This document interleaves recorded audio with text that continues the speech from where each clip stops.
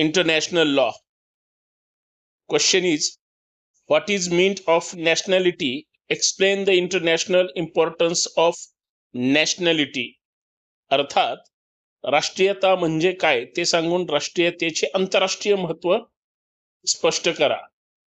फेविंग या सुप्रसिद्ध कायदे तज्ञाने राष्ट्रीयतेची व्याख्या करताना असे सांगितले की राष्ट्रीयता अशा प्रकारचे बंधन आहे ज्यामुळे एखाद्या व्यक्तीला राज्याबाहेर संबंध प्रस्थापित करून राज्य विशेषांचे सभासद केले जाते, त्याला राज्याच्या संरक्षणाचा अधिकार दिला जातो व त्या व्यक्तीने राज्याने निर्माण केलेल्या नियमांचे पालन करणे आवश्यक आहे.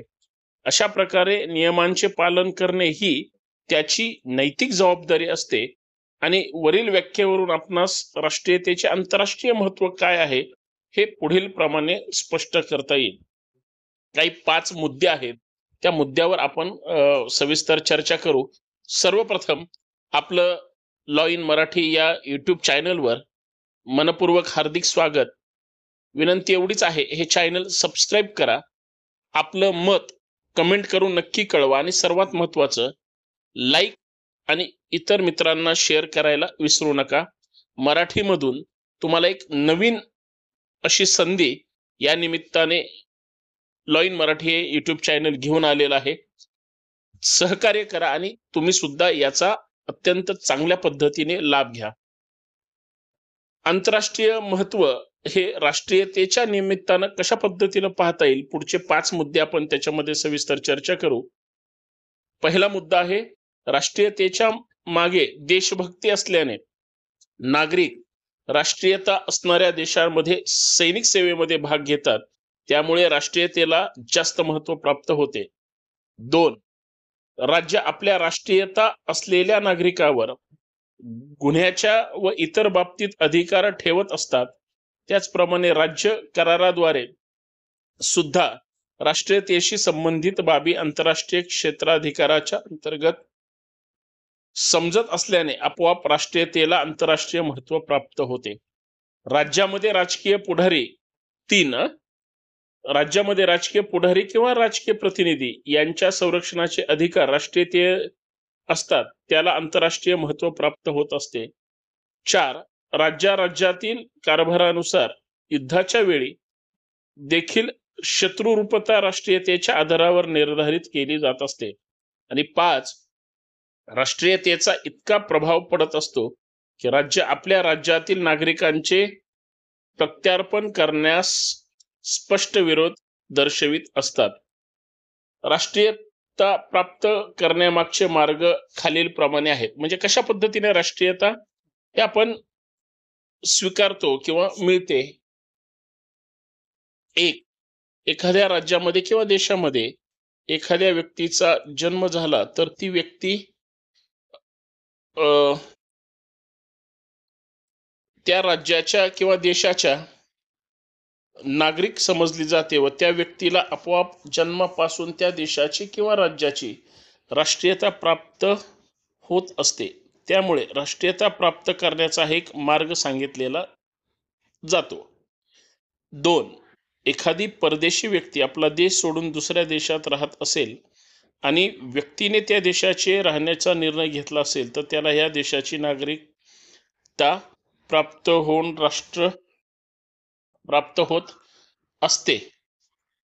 3, बऱ्याच वेळा एखादी व्यक्ती परदेशात राहून आपले राष्ट्रीयत्व गमावून बसते, त्यावेळी ती व्यक्ती परत आपल्या देशात आल्यावर काही गोष्टींची पूर्तता करून परत राष्ट्रीयत्व प्राप्त करत असते.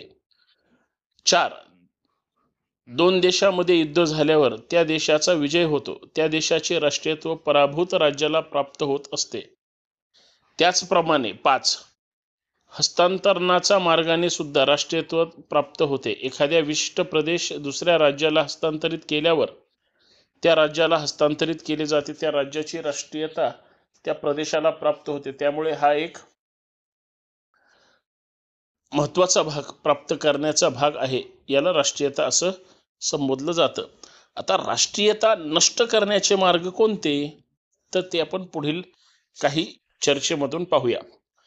जर एखादा नागरिक सतत दुसऱ्या देशात राहत असेल तर त्या नागरिकाचे नागरिकत्व आणि राष्ट्रीयत्व आपोआपच नष्ट होते, कारण तो एक अनेक वर्ष दुसऱ्याच देशात असल्याने तेथील नागरिकत्व त्याला प्राप्त होत असते. 2. जगातील काही देशामध्ये असे काही नागरिक कायदे आहेत की जर एखाद्या नागरिकाला वाटले की आपल्याला आपल्या राष्ट्रीयत्वापासून व नागरिकत्वापासून मुक्ती मिळावी किंवा मिळाली पाहिजे, तर त्यांच्या विनंतीनुसार त्यांचे राष्ट्रीयत्व संपुष्टात येते. एखादी व्यक्ती एकापेक्षा जास्त राष्ट्राची असेल तर ती एखाद्या राज्याचा नागरिकत्वाचा किंवा राष्ट्रीयत्वाचा भाग किंवा त्याग हे राहू शकत नाही किंवा त्याग करू शकते. 4. बऱ्याच वेळा काही नागरिक आपल्या देशाची परवानगी न घेता दुसऱ्या देशात जाऊन नोकरी करत असतात. अशा प्रकारचे दुसऱ्या देशात नोकरी केल्याने त्याच्या राष्ट्रीयत्वाचे अपहरण होत असते.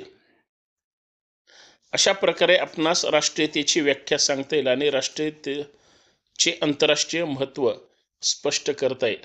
मित्रांनो, म्हणजे अत्यंत साध्या आणि सोप्या भाषेमध्ये राष्ट्रीयता म्हणजे काय आणि राष्ट्रीयतेचे आंतरराष्ट्रीय महत्त्व काय आहे हे आपण या प्रश्नामध्ये पाहिलेले आहे. आता याच्यामध्ये दुसरा महत्त्वाचा प्रश्न आहे, ते म्हणजे explain various kind of treatises and grounds of termination of treatises. म्हणजे संधीचे वेगळे वेगळे प्रकार आणि संधी समाप्त होण्यासाठी आधार स्पष्ट करा. म्हणजे याच्यावर हमखास प्रश्न ट्रिटीजवर येतच असतो. म्हणजे संधीचे प्रकार या महत्त्वाच्या गोष्टीवर आपण चर्चा करूया. व्हिडिओ शेवटपर्यंत पहा. संधीचे प्रकार स्पष्ट करण्यापूर्वी त्याची व्याख्या काय आहे हे आपण थोडक्यात आणि चांगल्या शब्दामध्ये पाहण्याचा प्रयत्न करू. आंतरराष्ट्रीय संधी ही 2 किंवा 2 पेक्षा जास्त राज्यांमध्ये आंतरराष्ट्रीय कायद्याअंतर्गत आपापसात संबंध प्रस्थापित करण्यासाठी एक समझोता असतो. संधीमुळे निर्माण होणाऱ्या जबाबदाऱ्या राज्याला पूर्ण कराव्याच लागतात. तर त्या कोणत्या आहेत? 1. कायदा निर्माण करणारी संधी. 2. करारा स्वरूप असलेली संधी. 3. प्रलंघ स्वरूप संधी. आणि 4. अधिपत्राच्या समान संधी. म्हणजे या चारही गोष्टी या निमित्ताने आपल्याला पाहता येईल. त्याच्यात नोंदणीकरण व प्रकाशन हा पहिला मुद्दा लक्षात घेऊया. संधी लागू झाल्यानंतर त्यांची नोंदणी व प्रकाशन करणे आवश्यक असते. प्रत्येक संधी व आंतरराष्ट्रीय करार हे संयुक्त राष्ट्रसंघाचे सभासद असतात. त्यांची संयुक्त राष्ट्राच्या सचिवालयात नोंदणी होणे आवश्यक असते. दुसरा महत्त्वाचे मुद्दे आहेत, लक्ष देऊन ऐका. हस्तांतर. संधीच्या प्रत्येक दस्तऐवजावर प्रतिनिधींनी हस्ताक्षर किंवा सही करणे आवश्यक असते. राज्यातर्फे असे प्रतिनिधी संधीच्या दस्तऐवजावर हस्ताक्षर किंवा स्वाक्षरी करतात. 3. प्रतिनिधींना समझोता वार्तासाठी अधिकार देणे. संधीच्या पक्षकारांनी त्यांच्या प्रतिनिधींना संधीसाठी वार्ता करण्याचा अधिकार दिला पाहिजे व संधीच्या विषयावरील निर्णय घेतला गेला तर त्याचा प्रतिनिधींनी स्वीकार केला पाहिजे. तसेच संधी लागू करणे. संधीपासून उत्तरदायित्व निर्माण करण्यासाठी संधी लागू होणे आवश्यक असते. अनेक संधी अशा प्रकारच्या असतात की त्यावर स्वाक्षरी केल्यावर त्या लागू होतात. निश्चित संस्थेतील पत्रकारांनी संधीला अनुसमर्थन दिल्यास संधी लागू होऊ शकते. अनुसमर्थन. संधीच्या बाबतीत जे अनुसमर्थन दिले जाते त्याला फार महत्त्व आहे. अनुसमर्थनाने निर्माण होते एखाद्या राज्याचे अध्यक्ष किंवा राज्याचे सरकार प्रतिनिधींनी केलेल्या स्वाक्षरीप्रमाणे निर्माण झालेल्या संधीचे अनुसमर्थक करत असतात. संधी समाप्त होण्याचे मार्ग पुढील प्रमाणे. हा महत्त्वाचा मुद्दा आहे, समजून घ्या. संधीची समाप्ती कशा पद्धतीने होते तर संधी समाप्ती कायद्याद्वारे होते. हा पहिला मुद्दा. एखाद्या पक्षकार विसुप्त झाल्यावर किंवा संधी समाप्त होते. 2 देशांमध्ये युद्धाला सुरुवात झाल्यास युद्धात राज्यामधील संधी समाप्त होते व सीमा निर्धारणाची संधी अप्रभावित होते. कायदे निर्माण करणाऱ्या संधी पूर्णपणे समाप्त न होता त्यांची काही प्रकरणात समाप्ती होत असते. 2 पक्षकारांच्या राज्यातील आचरणाने सुद्धा संधी समाप्त होते. 3 संधीचे उल्लंघन झाल्यावर सुद्धा संधी समाप्त होते. 4 संधी लागू करणे अथवा झाल्यास किंवा संधी लागू करण्यापूर्वीच समाप्त होते. 5 ज्या परिस्थितीत संधी निर्माण केली जाते ती परिस्थिती बदललेली किंवा तिच्यामध्ये परिवर्तन घडून आणले गेले तरच अशा परिस्थितीची संधी समाप्त होते. 6 एखाद्या निश्चित कालावधीसाठी संधी निर्माण केली असेल व तो कालावधी संपला तर ती संधी समाप्त होते. जर एखाद्या संधीचे नेहमी उल्लंघन होत असेल तर ती संधी समाप्त होते. अशा प्रकारे संधीचे प्रकार स्पष्ट करून संधी समाप्त होण्याची कारणे सांगता येतील. म्हणजे ही संधीची कारणं आपण या निमित्ताने या दुसऱ्या प्रश्नात पाहिलेले आहेत. अशी वेगळी महत्वाचे प्रश्न आपण या निमित्ताने पाहतो. विनंती एवढीच आहे की आपण या सगळ्या गोष्टी ह्या सविस्तरपणे संपूर्ण व्हिडिओ शेवटपर्यंत ऐकावा ही विनंती. आता तिसरा महत्वाचा प्रश्न म्हणजे आंतरराष्ट्रीय कायद्यामधील ज्याला फार महत्वाचा प्रश्न असं समजलं जातं तो प्रश्न आपण पुढच्या या मुद्द्यामध्ये घेऊया.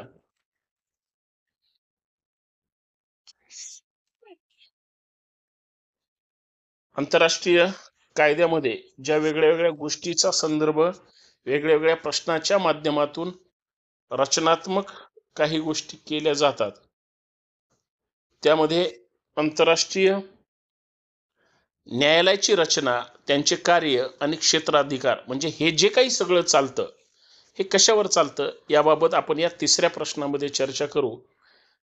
तिसरा प्रश्न आहे describe the composition, function and jurisdiction of the international court of justice. अर्थात आंतरराष्ट्रीय न्यायालयाची संरचना, त्यांचे कार्य व क्षेत्राधिकार यांची चर्चा करा. आंतरराष्ट्रीय न्यायालयाची संरचना. आंतरराष्ट्रीय न्यायालयाच्या संरचनेत युरोप, आफ्रिका, आशिया, अमेरिका या प्रमुख देशांचे प्रतिनिधित्व असतात. या प्रमुख देशांचे प्रतिनिधी संयुक्त राष्ट्रांचे प्रमुख अंग देखील सांगतात किंवा ते जपतात. त्यापैकी आंतरराष्ट्रीय न्यायालय या प्रमुख राष्ट्रांचे हे एक अंग आहे. आंतरराष्ट्रीय न्यायालयात एकूण 15 न्यायाधीशांची नेमणूक केली जाते. न्यायाधीशांची नेमणूक सुरक्षा परिषद व महासभा करीत असते. नेमणूक करण्यात आलेल्या न्यायाधीशांची 9 वर्षाच्या कालावधीसाठी नेमणूक केली जात असते. त्या कर्त्याच्या कालावधीत संपल्यानंतर पुन्हा न्यायाधीशांची पुढील 9 वर्षासाठी नेमणूक केली जात असते.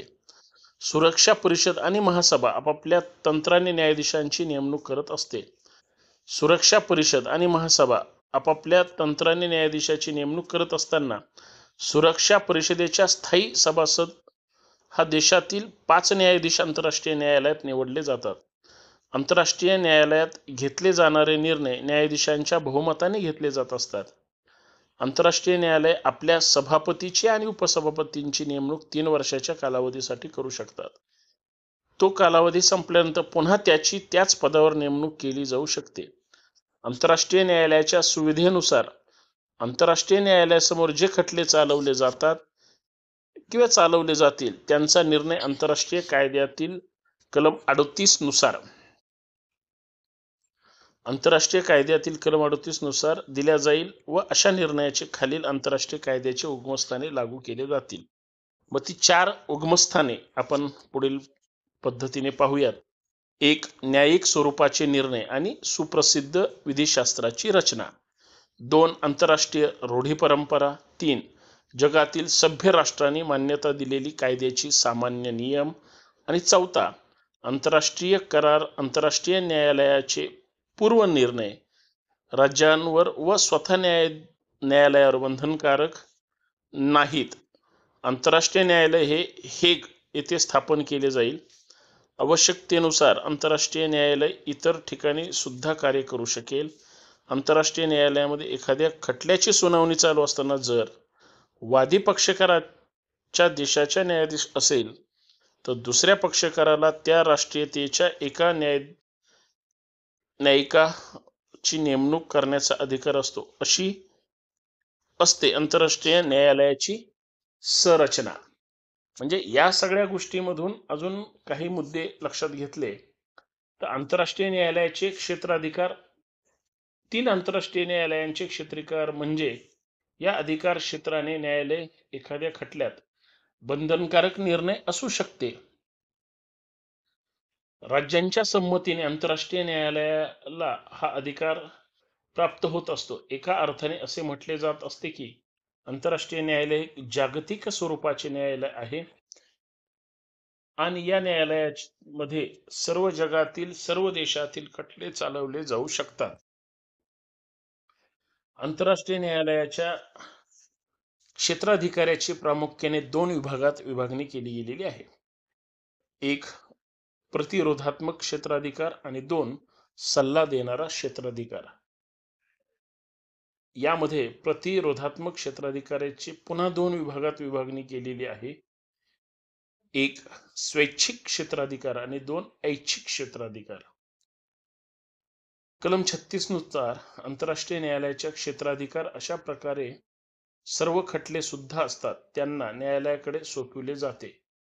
त्याचप्रमाणे संयुक्त राष्ट्र चार्टरमध्ये वर्णन केलेले सर्व खटले सुद्धा या क्षेत्राधिकारात येत असतात.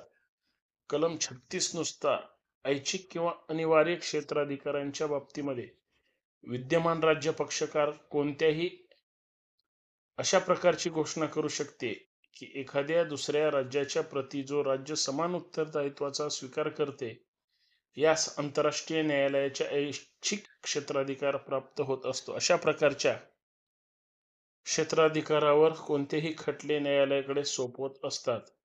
राज्य पक्षकारावर कोणत्याही संधीचे किंवा करारामध्ये अशा प्रकारची तरतूद करते की एखादा वाद निर्माण केल्यानंतर न्यायालयाला त्यांच्यावर योग्य तो निर्णय देण्याचा अधिकार अनिवार्य क्षेत्राधिकार राहील. सल्ला देणारा क्षेत्राधिकार म्हणजे हा दुसरा आंतरराष्ट्रीय न्यायालयात देण्यात आलेला हा एक महत्त्वपूर्ण क्षेत्राधिकार आहे. यामध्ये महासभा आणि सुरक्षा परिषद आंतरराष्ट्रीय न्यायालयाच्या कायदेशीर समस्येवर योग्य तो सल्ला देण्याची प्रार्थना करत असते. सल्ला देणाऱ्या क्षेत्राधिकारामुळे न्यायालयाच्या उपयोगितेत प्रचंड प्रमाणात वाढ झाली आहे.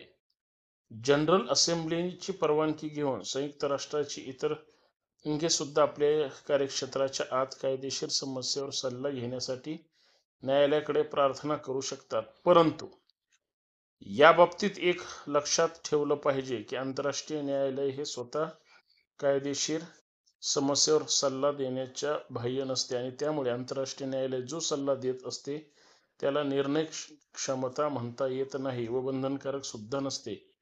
आंतरराष्ट्रीय न्यायालयाने दिलेला सल्ला बंधनकारक निर्णय नसला तरी लोकमत आजविण्याच्या दृष्टिकोनातून याला फार महत्त्व आहे. आंतरराष्ट्रीय न्यायालया संबंधीच्या कलम 36 नुसार च्या बाबतीत स्थायी आंतरराष्ट्रीय न्यायालयाला जो क्षेत्राधिकार प्राप्त होतो तो क्षेत्राधिकारी आंतरराष्ट्रीय न्यायालयाला प्राप्त होईल व अशा प्रकारचा क्षेत्र आंतरराष्ट्रीय न्यायालयांना कायद्यातील तरतुदी स्पष्ट केलेला कालावधी सुद्धा स्पष्ट होईल. आंतरराष्ट्रीय न्यायालयाच्या संविधेतील कलम 41 नुसार आंतरराष्ट्रीय न्यायालयांना अशा प्रकारचा विशेष अधिकार प्राप्त होतो जर न्यायालयाच्या पक्षकारांचे हित सुरक्षित ठेवण्याचा दृष्टिकोन एखाद्या खटल्यात आवश्यकता वाटल्यास इंटेरियम रिलीफ देण्याचा प्रकार आंतरराष्ट्रीय न्यायालयाचा आहे. अशा प्रकारे आपणास आंतरराष्ट्रीय न्यायालयाची संरचना किंवा क्षेत्राधिकार हा लक्षात येईल. म्हणजे ह्या गोष्टी या निमित्तानं फार महत्त्वाच्या आणि गरजेच्या आहेत. या 3 प्रश्नावरून आपल्याला एक गोष्ट लक्षात आली असेल की आंतरराष्ट्रीय कायद्यामध्ये शांतता आणि त्यांचे अधिकार हे अत्यंत बारकाईने सांगण्याचा मांडण्याचा आणि कायद्यामध्ये आंतरराष्ट्रीय स्तरावर तशा पद्धतीची अंमलबजावणी करण्याचा सुद्धा प्रयत्न या निमित्ताने आपल्याला दिसून येतो. आंतरराष्ट्रीय स्तरावर आजच्या वेगवेगळ्या घडामोडीमध्ये एक सिद्धांत आपण या ठिकाणी पाहणार आहोत. एकूण 2 सिद्धांत या प्रश्नामध्ये पाहणार आहोत. तो म्हणजे ट्रस्ट टेरिटोरीज हा सिद्धांत आणि दुसरा एकात्मिक सिद्धांत म्हणजे मॉनिस्टिक थेरी. तर चौथा प्रश्न अर्थात शॉर्ट नोट मध्ये सुद्धा हा प्रश्न विचारला जाऊ शकतो. चौथा प्रश्न आहे ट्रस्ट टेरिटोरीज अर्थात उत्तराच्या दृष्टिकोनातून याच्याकडे पाहायचं झालं, फक्त त्या अगोदर विनंती, लॉ इन मराठी आपलं यूट्यूब चॅनल सबस्क्राईब करायला विसरू नका. आपल्या मित्रमैत्रिणींना नक्की हे पाठवा, जेणेकरून त्यांना भविष्यात फायदा होईल. युनायटेड नेशनच्या एका चार्टर अन्वये ट्रस्ट टेरिटोरीज साठी एक नवीन यंत्रणा अंमलात आलेली आहे. त्यानुसार जे प्रदेश अनिवार्य आहेत ते दुसऱ्या महायुद्धातील शत्रू पक्षाकडून घेतले गेलेला किंवा जे प्रदेश त्या राष्ट्रांनी जबाबदारीतून व्यवस्था लावण्यासाठी स्वखुशीने सोपवलेले आहे, असे प्रदेश हे प्रदेश म्हणून जणू काही रस्त्यात सापडलेले एखादे अनाथ हरवलेले बालक, जसं एखादा अनाथाश्रयासारखा संस्थेकडे सांभाळायला वा काळ वाढवायला सोपवण्यात यावे. अशा वरील सर्व प्रकारचे प्रदेश ज्या चार्टर अन्वये संयुक्त राष्ट्रसंघाच्या देखरेखीखाली जणू काही विश्वस्त म्हणून सोपवण्यात आले आहेत. ह्या यंत्रणेचा मुख्य हेतू म्हणजे अशा विश्वस्त प्रदेशामधून राहत असणाऱ्या लोकांची सर्वांगीण वाढ व्हावी, त्यामधून त्यांनी स्वतःचे स्वतंत्र स्वायत्त सरकार उभे करावे आणि स्वतःचे स्वातंत्र्य मिळवावे, हा उद्देश होता. लीग ऑफ नेशनच्या एका अभियोजनेनुसार जो प्रदेश पूर्वीच्या शत्रू पक्षाच्या अधिपत्याखाली होता व जो स्वतःच्या पायावर उभा राहू शकत नव्हता, असा प्रदेश काही राष्ट्राच्या अधिपत्याखाली किंवा जो स्वतःच्या पायावर उभा राहू शकत नव्हता, असा प्रदेश काही राष्ट्रांच्या अधिपत्याखाली अनिवार्य दिला गेला व त्या व्यवस्थेवर शेवटचा अधिकार व देखरेख लीग ऑफ नेशनचा असेल. संयुक्त राष्ट्रसंघाच्या ह्या चार्टरनुसार प्रदेश ट्रस्ट टेरिटोरीज म्हणून गणले जाऊ लागले. ह्याचे उदाहरण म्हणजे दक्षिण पश्चिम आफ्रिका हा प्रदेश दक्षिण आफ्रिकेच्या संघाच्या ताब्यात अनिवार्यपणे दिला गेला. दक्षिण आफ्रिकेने इतर राष्ट्रांचे उदाहरण न गिरवता हा प्रदेश ट्रस्ट टेरिटोरीज मध्ये समावेश करण्यास ठाम नकार दिला. म्हणजेच एवढेच नव्हे तर संयुक्त राष्ट्रसंघाची देखरेख करण्याचा अधिकार मान्य केला. म्हणून दक्षिण पश्चिम आफ्रिकेच्या प्रदेशाचा प्रश्न आणि त्याबाबतची दक्षिण आफ्रिकेची भूमिका ह्यांचा निवाडा करण्यासाठी हे प्रश्न आंतरराष्ट्रीय न्यायालयाकडे पाठवण्यात आले. न्यायालयाच्या अधिकांश मताने असा निर्णय दिला की दक्षिण आफ्रिका संघावर असे कोणतेच कायदेशीर बंधन नाही की ज्या योगे त्यांनी तो प्रदेश विश्वस्त समितीकडे सुपूर्द करावा. मात्र दक्षिण आफ्रिका संघाला पूर्ण व्यवस्था संपूर्ण राष्ट्रसंघाच्या देखरेखीखाली करावी लागते.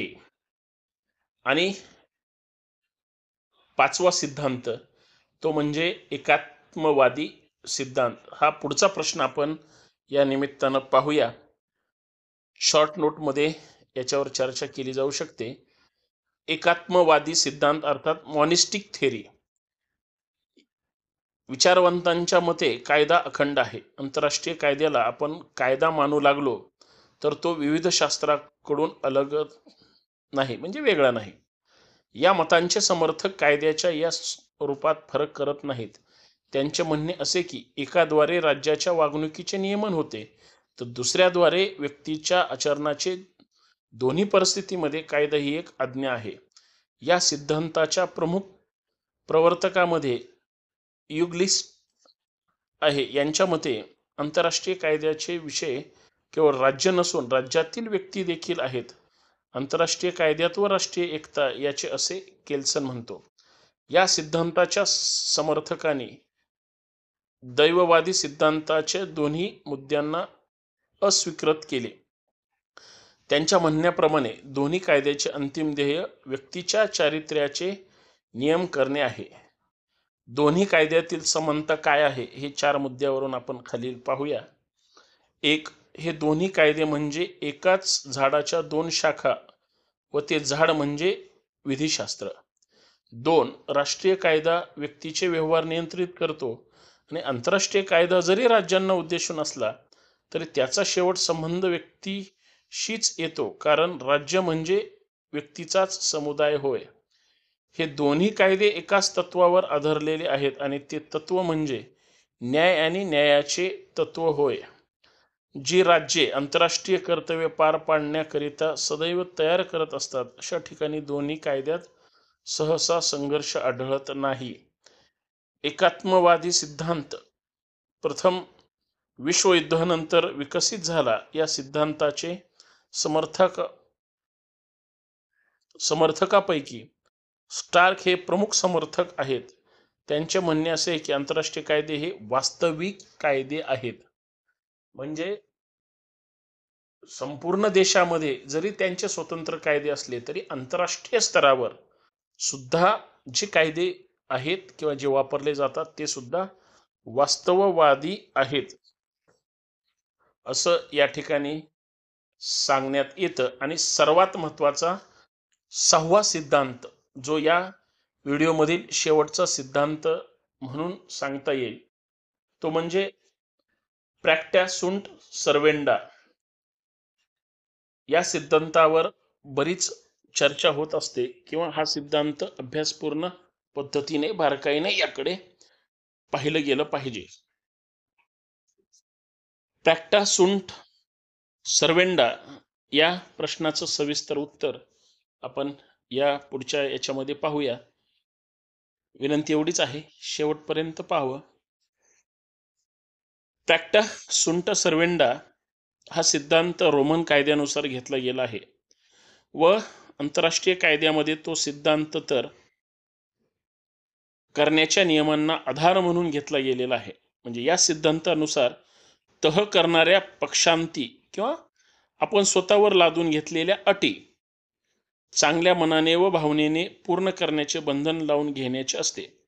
कारण कार्ड हलल ह्या कायदेतज्ञाच्या मते आंतरराष्ट्रीय क्षेत्रामध्ये सुव्यवस्था, सुरक्षितता व शांतता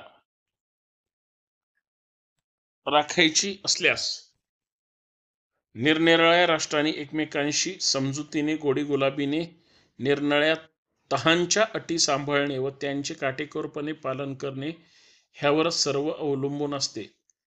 हे विसरून चालणार नाही. म्हणून जेव्हा एखादे राष्ट्र काही विशिष्ट तहाच्या तरतुदीनुसार स्वतःवर पाळण्यात आलेले बंधन लादून घेते तेव्हा हे पाळणे त्यांचे कर्तव्य असते.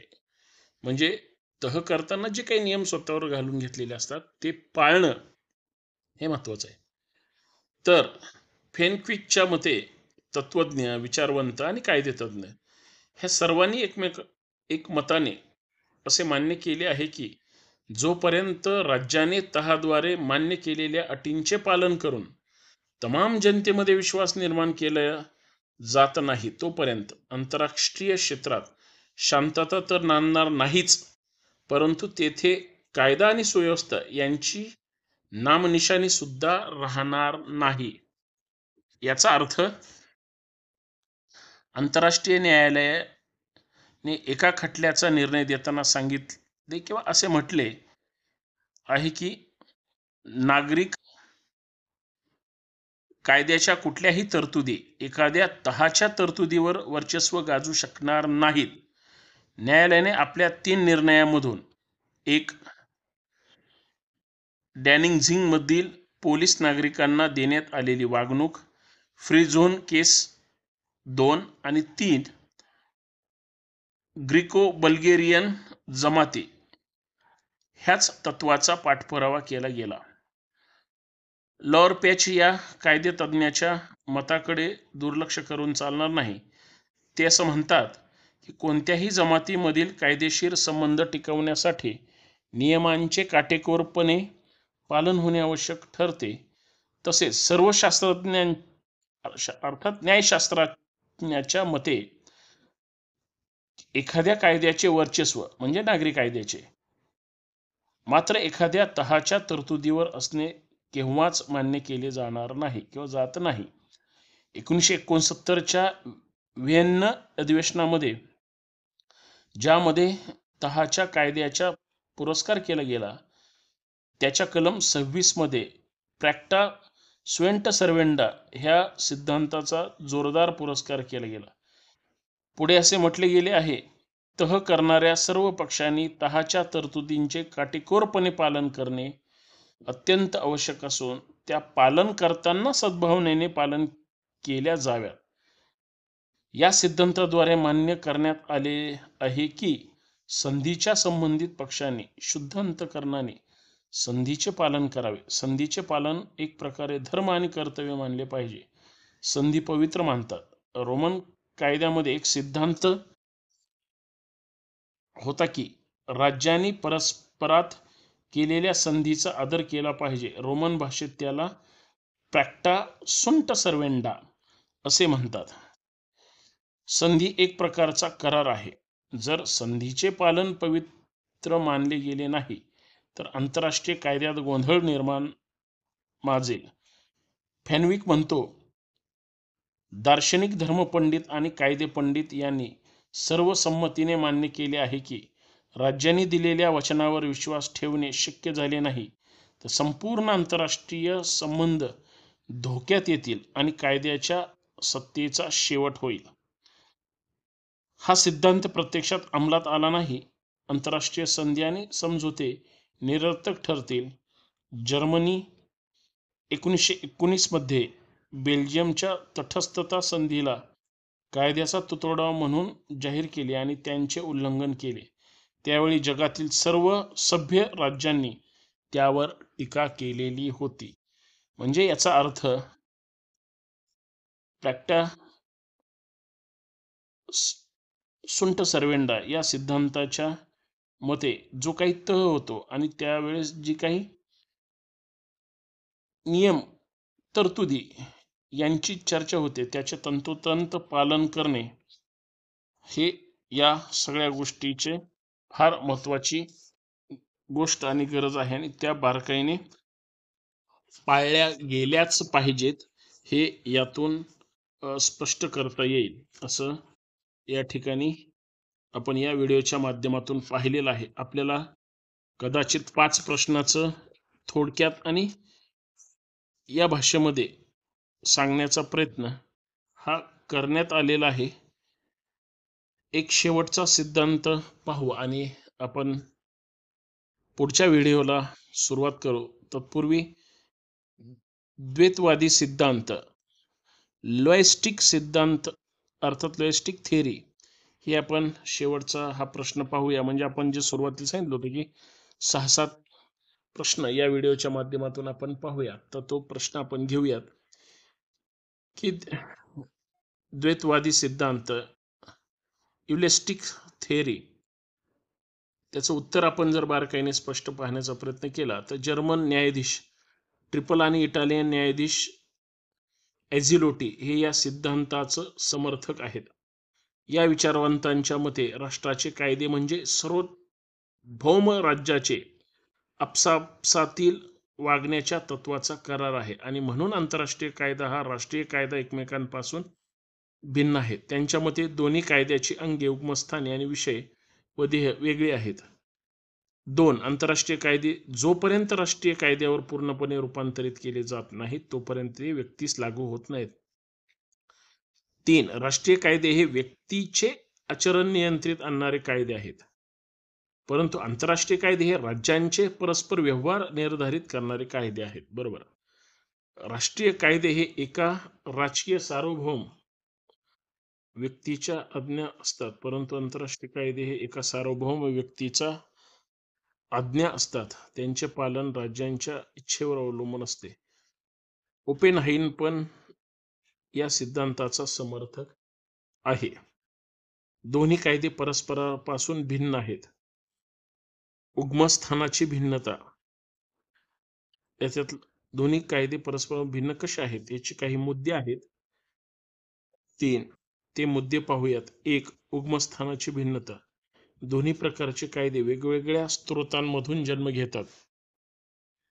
ओपेनहाइमच्या मतानुसार राष्ट्रीय कायद्याचा उगम संबंधित राज्यांच्या सीमांतर्गत विकसित झालेल्या प्रथा आणि परंपरा आणि दोन्ही गोष्टींमध्ये राष्ट्राच्या संसदेद्वारा निर्माण झालेली कायदे आंतरराष्ट्रीय कायद्याचे उगमस्थान आहे. आणि दुसरी गोष्ट म्हणजे राष्ट्राच्या संसदेद्वारा निर्माण झालेले कायदे आंतरराष्ट्रीय कायद्याच्या उगमस्थानाची विधी निर्माण करणारी संधी आहे. हे त्याचप्रमाणे विभिन्न राज्याच्या विकास परंपरा समजण्यात येतात. 2 संबंधात भिन्नता. राष्ट्रीय कायदे राज्यांमधील व्यक्ती संबंध निर्धारित करणारे व त्याचप्रमाणे राज्य आणि व्यक्तीचे संबंध प्रस्थापित करणारे कायदे आहेत. आंतरराष्ट्रीय कायदे हे राष्ट्रांच्या कुटुंबातील घटकांना संबंधित ठेवणारे कायदे आहेत. 3 स्वाभाविक भिन्नता. राष्ट्रीय कायदे सार्वभौमत्वाचे असतात व राज्यातील सर्व नागरिकांवर त्यांची सर्वोच्च सत्ता असते. आंतरराष्ट्रीय कायदे हे राज्यातील कायदे असतात, त्यांच्या वरचे नव्हेत म्हणून ते दुर्बल आहेत. ट्रिपल म्हणतो की राष्ट्रीय कायद्याचे विषय व्यक्ती आहे, तर आंतरराष्ट्रीय कायद्याचा विषय राज्य आहे. म्हणजे राष्ट्रीय कायद्याचा विषय व्यक्ती आहे आणि आंतरराष्ट्रीय कायद्याचा विषय राज्य. जस्टिस रोज म्हणतात राष्ट्रीय कायदे हे आंतरराष्ट्रीय कायद्यापासून निर्माण झालेले नाहीत. ह्या राष्ट्रीय वेगळ्या पद्धती